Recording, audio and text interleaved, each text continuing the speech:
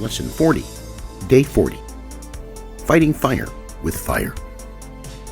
We have seen that one must be prepared to make sacrifices so that the laws of forbidden speech not be violated.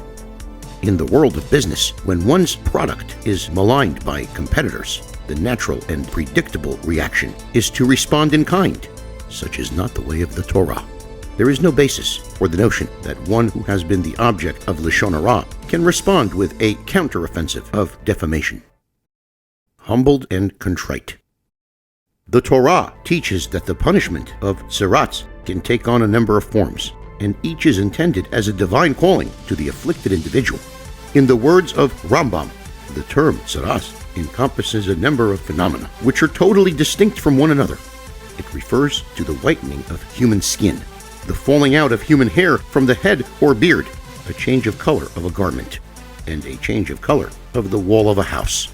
These phenomena do not fall within the laws of nature. Rather, each was a sign and wonder among the people of Israel to caution them with regard to Lashon Hara.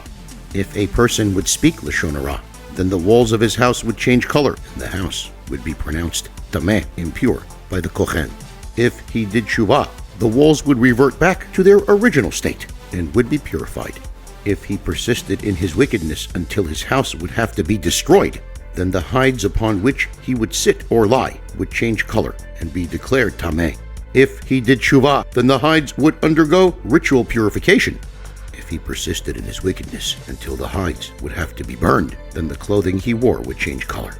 If he did tshuva, then the clothing would undergo purification. If he persisted in his wickedness until they would have to be burned, then his skin color would change, and he would be declared a metzorah. He would have to remain apart from his fellow Jews, and his condition would become known to all, so that he would no longer take part in conversations of the wicked, which are filled with frivolity and Lashon Hara. The continuation.